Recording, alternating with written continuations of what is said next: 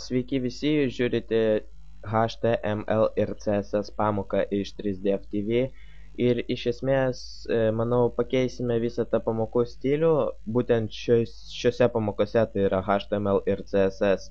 Ir iš esmės, pagrindinis dalykas, tai pamokose šiuose naudosime jQuery JavaScript, sakykime, modą, nes mes kažką kursime sudėtingesnio jau ir kad tai dar labiau paįvairinti ir tiesiog padaryti gražesnius efektus ir panašiai, naudosime ne tik HTML ir stilius, tai yra CSS, bet taip pat naudosime jQuery ir jeigu jūs nemokate jQuery, vis tiek aš kuriu taip pat ir, jQuery pamokas, todėl jeigu jūs kažko nemokote arba nesuprantate, ką aš rašau būtent čia, galite pasirinkti tiesiog jQuery pamokų grojaraštį, jį taip pat sekti kartu su HTML ir CSS pamokom, nes vis tiek aš kuriu ir šias pamokas ir jQuery taip pat, tai sakykime, reguliariai taip jas kuriu ir tiesiog nebus taip, kad nebūčiau paaiškinęs kažkokio dalyko, kurį rašysiu čia iš jQuery, nes čia jQuery aš jūsų nemokysiu, tiesiog rašysiu ir matysime rezultatą.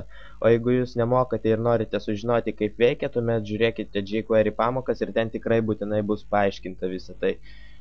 Tai iš esmės, galbūt ir nėra gerai, kad aš maišysiu viską, bet tiesiog sakau, mes kursime kažką sudėtingesnio, nes buvo net atsiliepimų, kad ta prasme pamokos šaunios, kažko išmoksta žmonės, bet ta prasme jie išmoksta, bet jie vis tiek nesuvokia, kaip padaryti kažką įdomesnio, tarkim štai Facebooko pagrindinis puslapis, ar ne, ir ta prasme aš maždaug mokiau viso to, kas čia yra, bet žmonės vis dar nemoka sudėlioti būtent taip, kaip yra, ir tiesiog mes dabar ir bandysime sukurti kažką tokio, maždaug atkartoti, nežiūrint į Facebooko kodą, tiesiog atkartosime patys.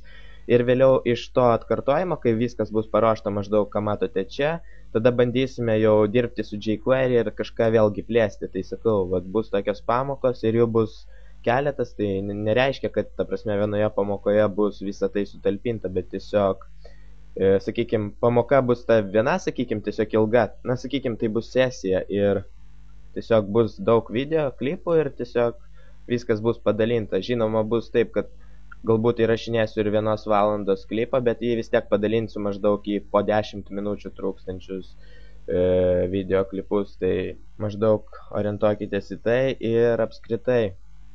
Vėlgi, kursime kažką panašaus ir žinoma, dirbsime taip pat su jQuery. Tai iš esmės galime ir pradėti, šioje pamokoje galbūt nelabai daug ir parodysiu, bet vis tiek. Ir apskritai, štai dar vienas svarbus dalykas, kaip ir daugelį pamokų apskritai žmonėms aiškina, kaip kažką padaryti ir ką reiškia atitinkamas kažkoks dalykas, bet čia mes, sakykime, tai bus sezonas, per kurį kursime kažką tokio ir, sakykime, per tą sezoną mes labiau praktikuosimės, ne tai, kad jums parodysiu, sakykime, kažkokį vieną elementą ir aiškinsiu visas pamokas, ką jis daro, o labiau prirašysim daugiau elementų ir tada bus matyt, kas ką daro ir panašiai, tiesiog mes kursime, sakykime, aфиgeną svetainę ir to eigoje tiesiog paaiškinsiu viską.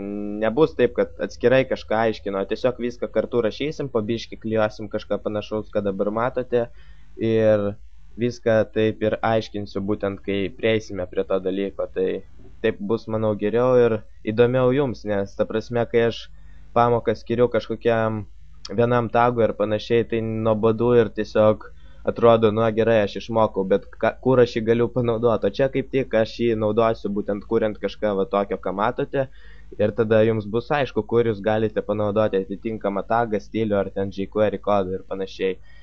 Tai tiesiog, maždaug orientuokitės į tai, kad tai mes kursime, manau, skirsiu tam apie 20 klipų, galbūt daugiau, nežinau. Ir kai visą tai sukursime ir su jQuery pažaisime dar, manau, galbūt būtų šaunu ir PHP vėliau prijungti ir, ta prasme, sujungti, sakykime, tas visas pamokas ir tada jau kurti kažką labai aфиgeno tokio didelio ir, manau, bus šaunu iš tiesų, bet dėl PHP dar nežinau, bet, vis dėlto čia jūs mokotės HTML ir CSS, tai pagrindė tai ir bus esmė. Tai iš esmės galime pradėti, šiek tiek ilgai užtrukau aiškindamas, bet štai Facebooko pagrindinis puslapis ir mes kursime kažką panašaus. Matote, viršuje ten yra toks mėlynas blokas, tai mes iš pradžių jį susikursime šioje pamokoje, o kitose pamokose jau pradėsime, na, sakykime, dėti turinį į tą mėlyną bloką ir panašiai, nes atrodo galbūt šis puslapis toks minimalistinis ir aiškus, paprastas ir panašiai, bet čia darbo įdėti tikrai reikia ir mums taip pat teks įdėti darbo. Tai šioje pamokoje va dabar susikursime tą mėlyną bloką, be nieko tiesiog susikursime, kad kitoje pamokoje jau pradėti rimčiau dirbti. Tai, na, čia iš esmės spalvos nekartosime, kažką tiesiog panašaus įmesime, nors šiaip galima pasižiūrėti spalvą. Taip pat svarbu naršyklės ir va tas jQuery, kaip minėjau, naudosime jQuery, tai yra labai šaunu, nes tarkim senesnės naršyklės kaip IE, senosios versijos Internet Explorerio, jos nepalaiko kai kurių stilių, na, sakykime, dabar yra paplitusi CSS trečioji versija, tai yra, sakykime, tų stilių trečioji versija, ir tiesiog, kai mes kažką šaunaus darysime su tais stiliais, dažnai nepalaiko va tas būtent ir Internet Exploreris tų dalykų, ir tam, kad, sakykime, bent dalį to padaryti prieinamą ir Internet Exploreriui, mes naudosime jQuery. Todėl, tarkim, kaip yra, sakykime, stiliuose hover įvykis, na, sakykime, įvykis. Ta prasme, kai jūs ant kažko užvedat tepelę, sakykime, pasikeičia to kažko spalva ir panašiai. Galima tai atlikti su stiliais, bet sakau, vat būtent to senoji Internet Explorerio versija nepalaiko.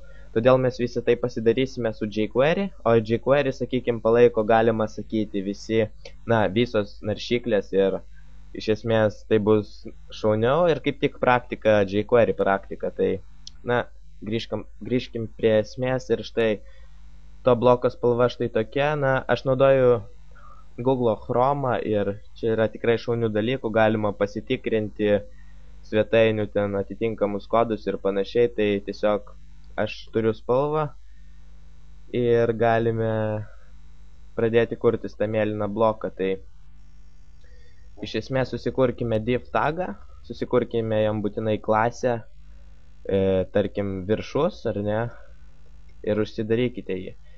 Ir dabar, tarkim, šio bloko ilgis, na, plotis šiuo atveju, tarkim, 150 pikselių, tarkim, na, atsidarykime taip pat, štai, taip pat aptarkime, kas yra čia. Tai vėlgi, matote, yra head blokas ir jame pasirašiau puslapio pavadinimą, integravau stilių failą, kuriame mes rašysime visus stilius, taip pat integravau jQuery biblioteką iš Google. Na, tiesiog jQuery pamokose apie tai jau kalbėjome, tiesiog persirašykite visą tai ir tai integruos jums jQuery biblioteką. Ir taip pat integravau js.js failą, kuris yra pas mane JS direktorijoje, ir jame mes rašysime ateityje tos jQuery kodus. Na ir tiek, tai atsidarykime savo stilių failą, kurį mes taip integravome į savo pagrindinį failą. Ir jame mes rašysime dabar stilių būtent šiam blokui, kurio klasė yra viršus. Tai darysime taip, kaip aš labiau mėgstu. Aš visada parašau, tarkim, iš pradžių būtent bloko pavadinimą, tai yra tago pavadinimą, tai šiuo atveju div, ar ne. Ir toliau tas divas turi klasę su reikšme viršus, sakykim. Tai klasė yra taškas, na tai jau žinote, ir rašome viršus. Ir atsidarykime kodo bloką.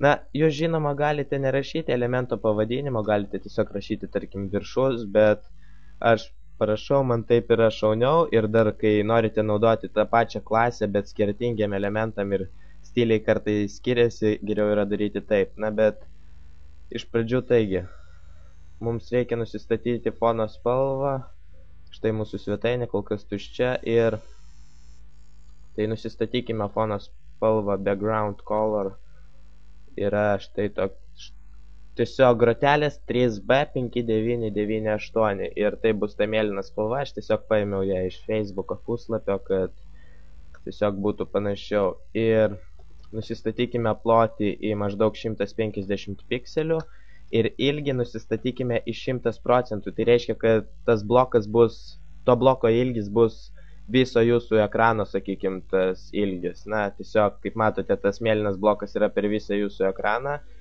ir 100% tai ir padarys iš esmės. Ir dabar atsinaujinkite savo puslapį.